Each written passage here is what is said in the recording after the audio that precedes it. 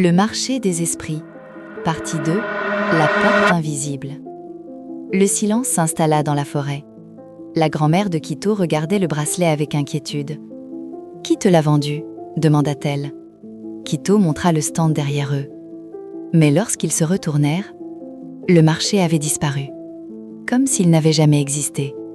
Les lanternes, les vendeurs, les stands, tout avait disparu. Il ne restait que la forêt sombre. Quito sentit un frisson parcourir son dos. « Grand-mère, où est passé le marché ?» Elle soupira. « Il n'apparaît que pour ceux qui savent vous regarder. » Puis elle regarda le bracelet. « Et maintenant, les esprits peuvent te voir. » Au même moment, une silhouette apparut entre les arbres. Une silhouette translucide.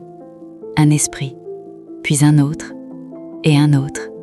Ils observaient Quito, comme s'ils attendaient quelque chose. « Pourquoi il me regarde ?» demanda-t-il.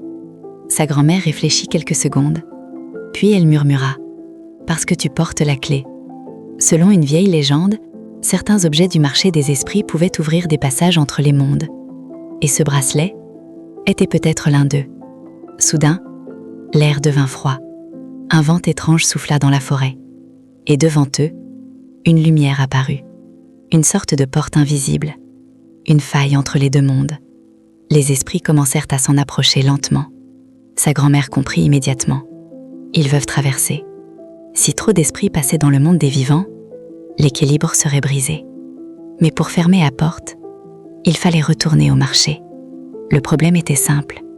Personne ne savait comment le retrouver. Quito regarda le bracelet, puis la porte, puis les esprits. Et il comprit quelque chose. Le bracelet n'était pas seulement une clé, c'était aussi une boussole. Il brillait légèrement, dans une seule direction.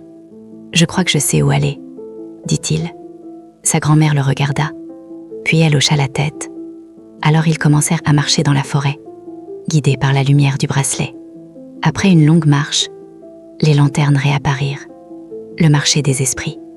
Mais cette fois, les vendeurs semblaient inquiets, comme si quelque chose n'allait pas.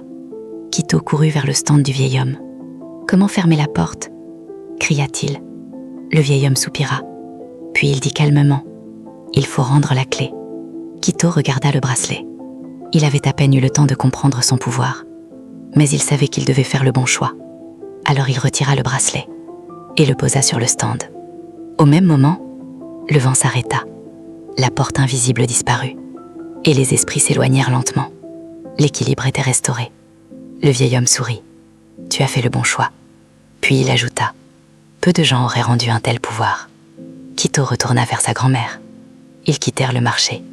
Et cette fois, il disparut pour de bon. Depuis cette nuit-là, Quito regardait la forêt différemment, car il savait une chose. Le monde est plus grand qu'il n'y paraît.